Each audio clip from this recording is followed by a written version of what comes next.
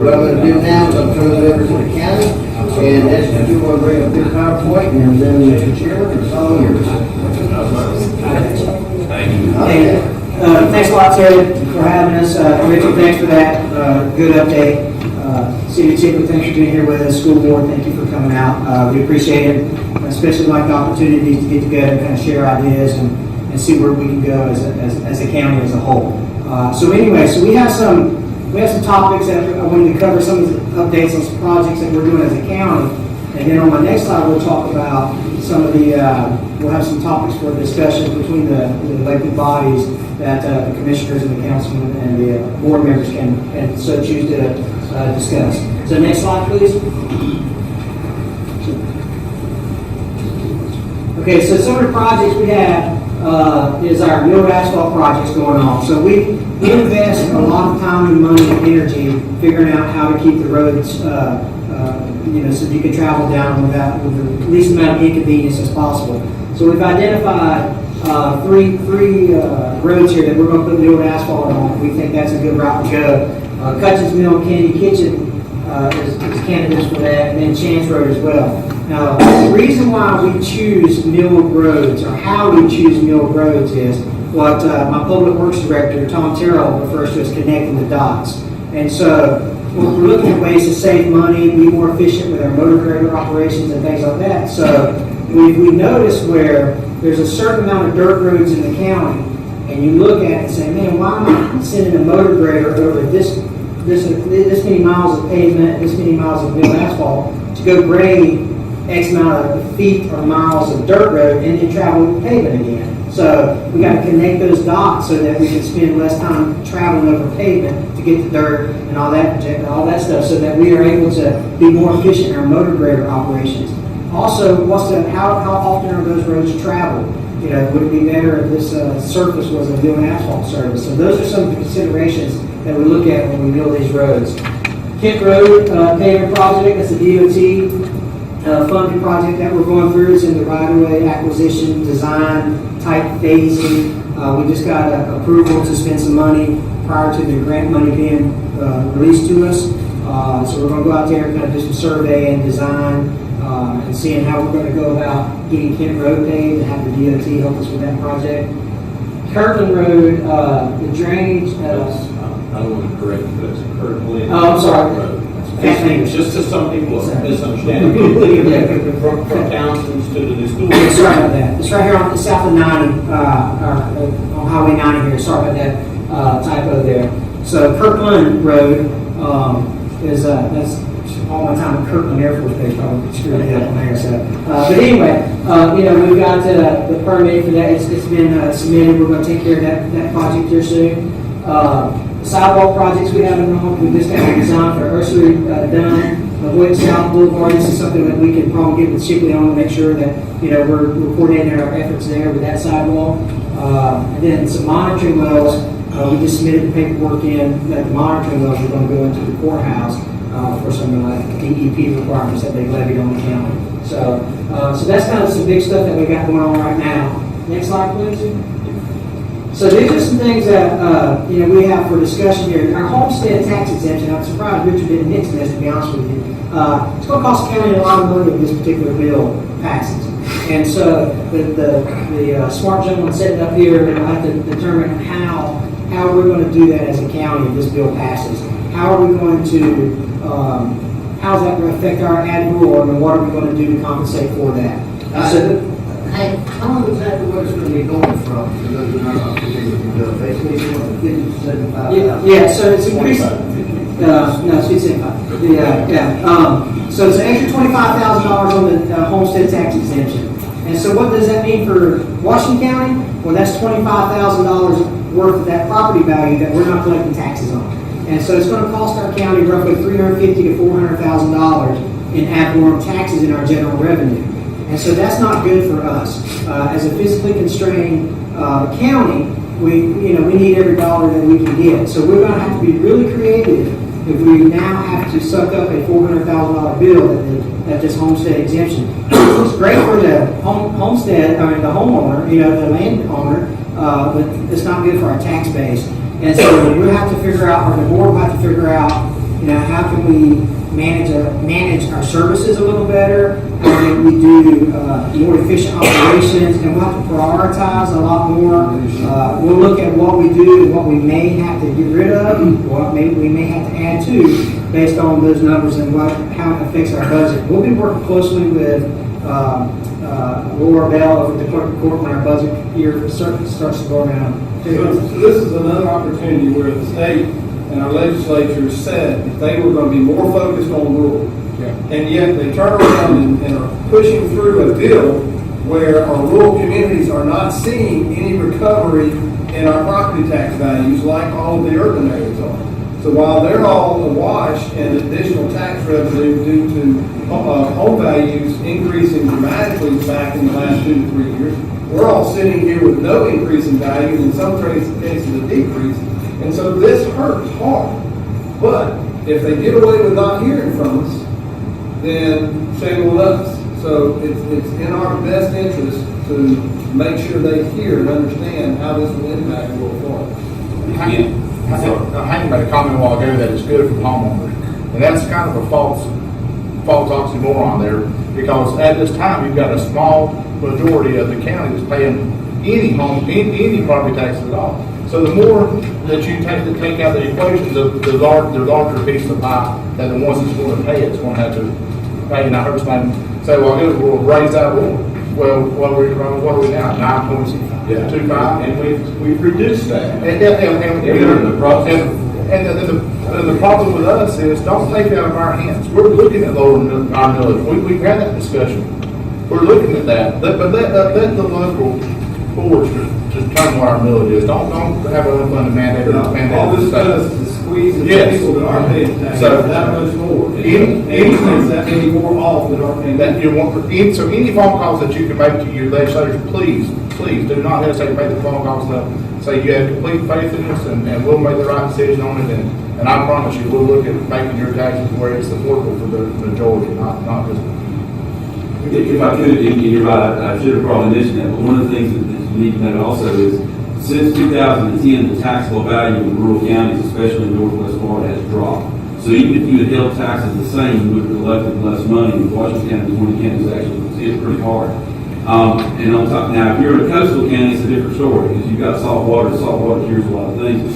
The other thing is on average millage collected in Florida, a rural county collects roughly $40 per mill per capita. An urban county collects $80. So for the same millage rate, they're collecting twice as much money as you're collecting per capita. So they've got twice as much money per person to work with that you have. And so that's another way that you're being hit by being in a rural area as well. Thanks, Richard.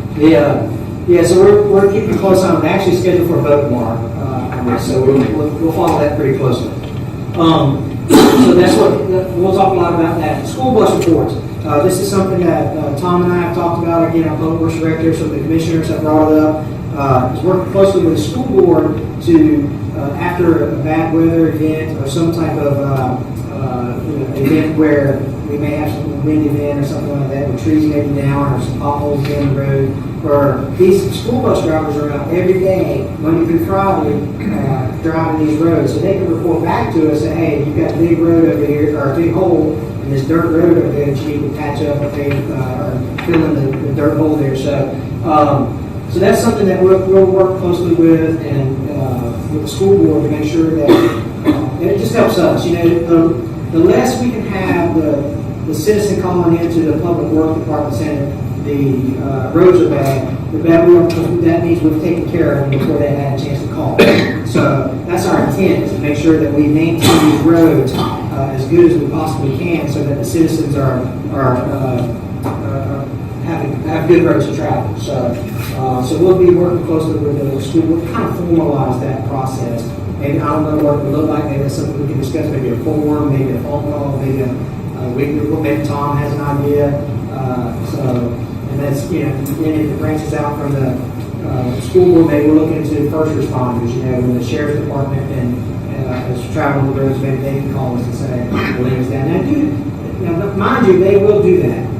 We get a lot of school bus drivers that give us some, hey, there's a big limb down on this road, or a police officer, a deputy sheriff will call and say, hey, as we were traveling this road, we noticed this ditch was not good, or whatever the case may be. So that happens, but a more formal process, I think, can make us a little more efficient there. Surplus equipment, so if the city or the school board or the county has property that they want to get rid of, or they're thinking about selling, or we need to make sure that we reach out and say, hey, the county has this pickup truck, and we're thinking about taking it to auction.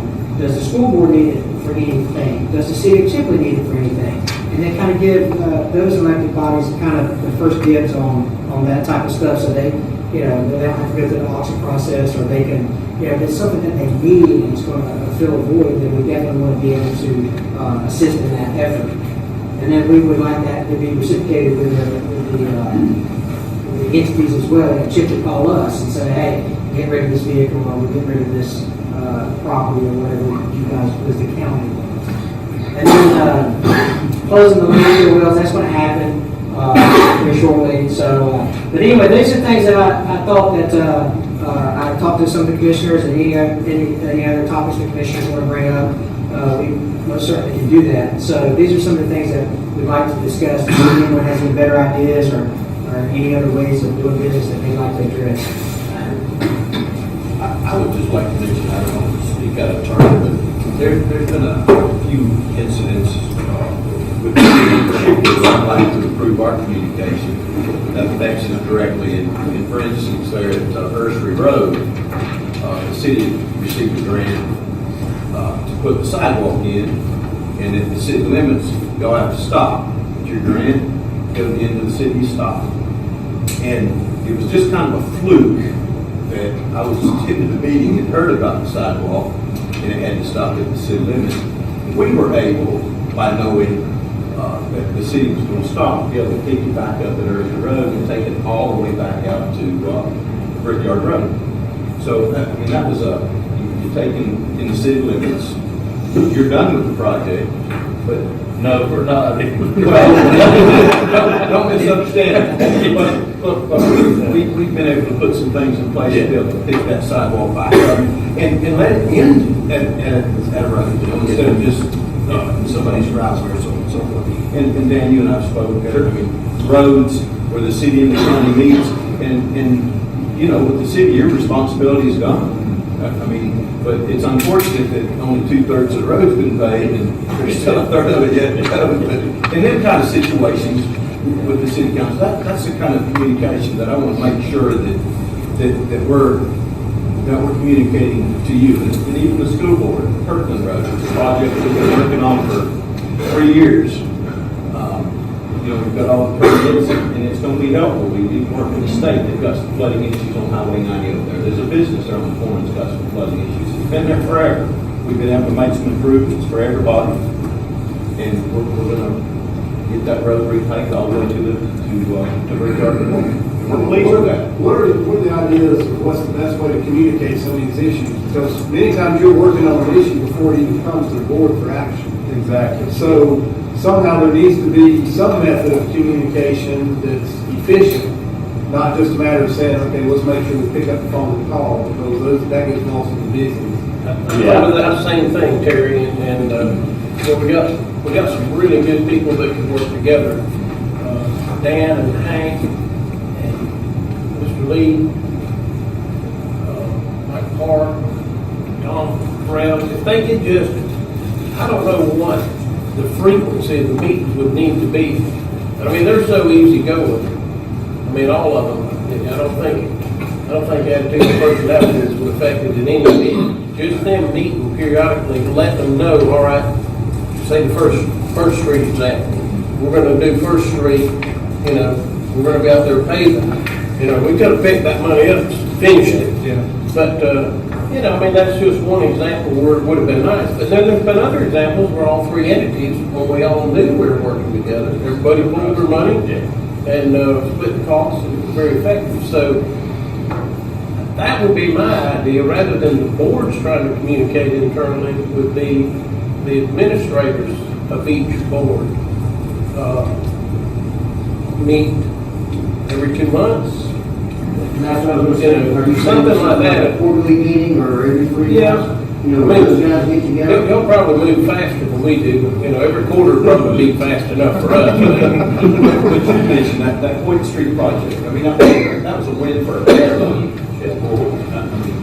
That was a win, and that's an area where we all communicate. Sure. And that was great. Yeah, it just takes planning and, you know, me and Hank have been kind of meeting, trying to do it on a monthly basis, but, you know, it ain't work out like that exactly, but, yeah, that's definitely planning and talking about projects. Sometimes we have, the first avenue is one of them, sometimes we have one, it really ain't a planning project, it just, if the road became unraveled, we got direction to get it paid, so the public works ready. We just gotta reach out, we've gotta do better than that, just reach out, communicate that. If y'all are able to do something at the time, I'm sure y'all will, you know, if you're not, you're not. Well, I didn't even know that the county owned that other portion, so. It's a unique Way, but, so whatever frequency that y'all think it would be good to meet, that would be my suggestion. It's, then you ain't working for anybody. It's Hank's turn to buy, so I'm.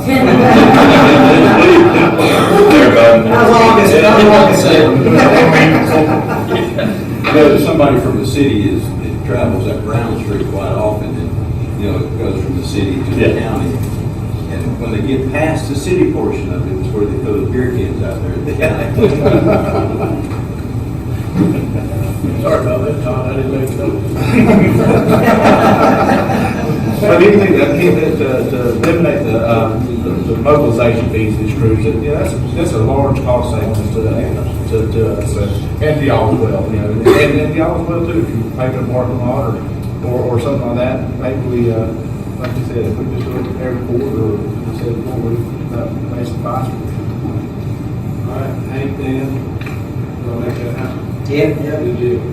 When is y'all's meetings? Well, we got one, yeah, we got one about once every 6 weeks or so, 5, 6 Well, weeks. we meet toward the end of the month, we meet